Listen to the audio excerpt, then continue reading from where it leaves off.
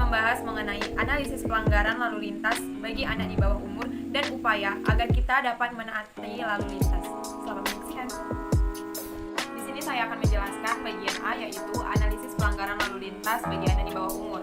Nah, lalu lintas identik dengan jalur kendaraan yang ramai yang menjadi jalur kebutuhan masyarakat pada umumnya. Oleh karena itu, lalu lintas identik pula dengan penerapan tata tertib dalam menggunakan jalan raya. Lalu lintas dan angkutan umum mempunyai peran strategis dalam mendukung pembangunan dan integrasi nasional sebagai bagian dari upaya untuk memajukan kesejahteraan umum sebagaimana yang sudah dijelaskan oleh Undang-Undang Dasar Negara Republik Indonesia pada tahun 1945. Pelanggaran lalu lintas yang sering sekali terjadi sudah menjadi hal yang biasa bagi masyarakat dan anak sekolah. Sehingga apabila kita melakukan operasi atau razia di jalan raya pada pihak yang berwenang atau pihak yang berwajib, maka tidak sedikit terjadinya kasus-kasus pelanggaran lalu lintas pada masyarakat atau anak sekolah tersebut. Nah, dari pelanggaran lalu lintas itu juga dapat menimbulkan kecelakaan karena tidak menaati tata tertib yang ada. Nah, di sini kita akan mendalami mengenai pelanggaran lalu lintas bagi anak di bawah umur. Kita sudah mengetahui di lingkungan sekitar kita bagaimana anak di bawah umur mengendarai kendaraan.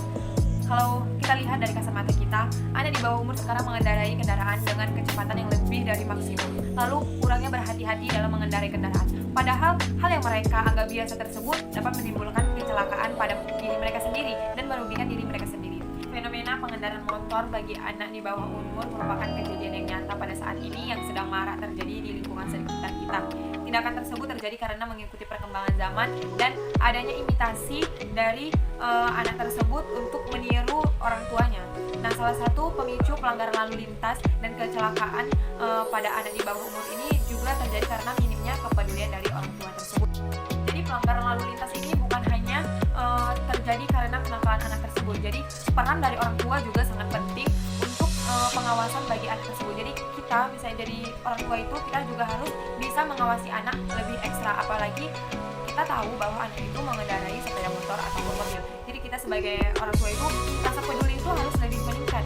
Kayak seperti apabila anak tersebut mengendarai sepeda motor, kita juga harus mengingatkan mereka harus menggunakan helm, menggunakan tanda spion, berdoa atau berdoa itu maksudnya dua itu dipasang. Lalu kecepatannya harus biasa saja, standar, jangan melebihi maksimum kecepatan. Lalu juga harus hati-hati dalam mengendarai sepeda motor seperti itu, dan juga harus mengikuti peraturan tata tertib lalu lintas seperti lampu hijau, lampu merah, lampu kuning, itu harus diikuti. Dan kita juga mengasih aba-aba kalau misalnya berkendara kita harus berdoa terlebih dahulu, atau di jalan kita juga harus hati-hati. Jangan kita kadang kita sebagai anak muda juga masih sering berjalan itu melawan arah gitu kan. Nah, kita juga sebagai orang tua juga itu merupakan peranan penting untuk pengawasan bagi anak di bawah umur yang sudah mengendarai sepeda motor ataupun mobil. Selanjutnya bagian B, akibat terjadinya pelanggaran lalu lintas. Nah, jadi apabila kita melanggar lalu lintas, itu dapat menimbulkan akibat pada diri sendiri ataupun orang lain. Yang pertama itu akibatnya itu dapat menyebabkan kecelakaan pada diri kita sendiri ataupun orang lain. Jadi misalnya kita melanggar lalu lintas, apalagi pada lampu merah, tapi kita tuh jalan aja gitu, kita juga dapat menimbulkan kecelakaan pada diri kita sendiri dan juga orang lain. Lalu yang kedua itu dapat menyebabkan lalu lintas itu menjadi tidak tertib. Nah, kalau kita cuma menerobos jalan saja, sedangkan jalan lampu itu masih merah, nah jadi tata tertib yang sudah ada itu menjadi tidak tertib lagi karena kita sudah melanggar tata tertib tersebut. Lalu yang ketiga adalah membuat pengendaraan yang lain itu menjadi tidak nyaman dan juga menimbulkan kemacetan karena akibat kita yang tidak bisa mengikuti tata tertib lalu lintas yang sudah dilakukan, yang sudah dibuat dan sudah dirancang. Baiklah, di sini saya akan menjelaskan sedikit upaya agar kita dapat menaati peraturan lalu lintas. Yang pertama, menerobos lampu merah. Contohnya, kasus semacam ini cukup sering terjadi di kota-kota besar, seperti menerobos lampu merah.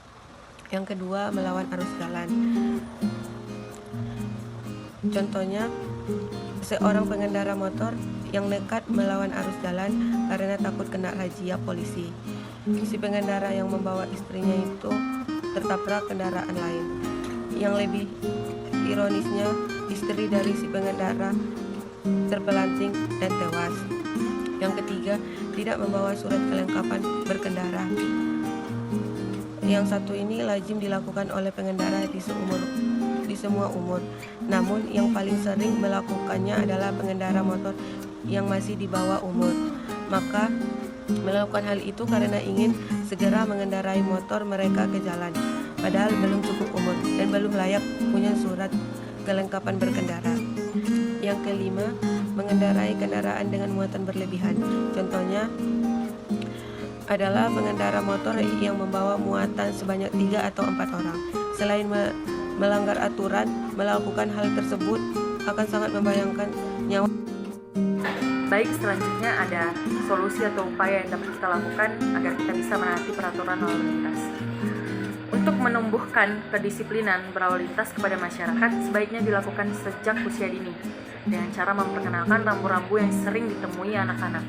Misalnya kita berikan contoh seperti lampu merah, kita itu disuruh untuk berhenti, lampu kuning kita disuruh untuk hati-hati atau bersiap-siap untuk jalan, dan lampu hijau yaitu untuk berjalan.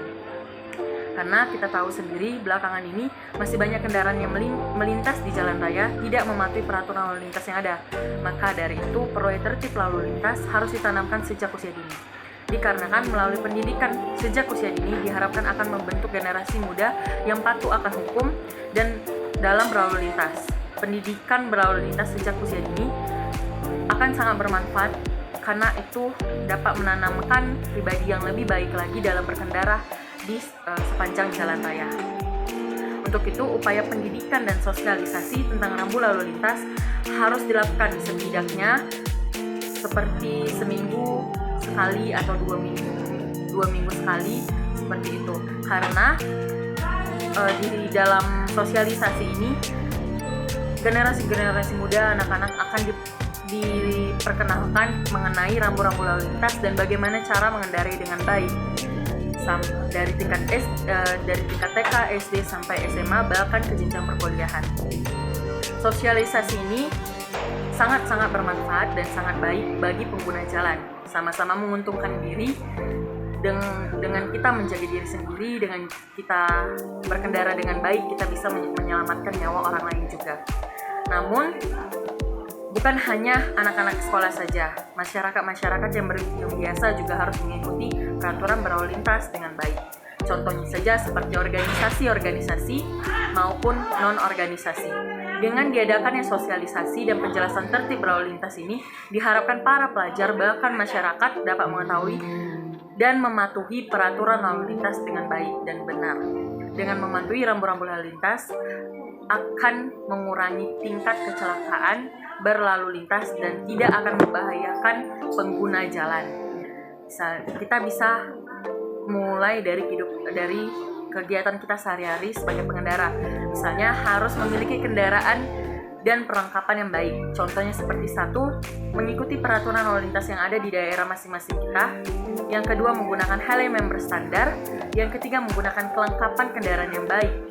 Menggunakan sabuk tangan pengaman saat berkendara, menggunakan jaket atau pengaman untuk diri jika berkendara panjang, selalu membawa perlengkapan diri dan kendaraan.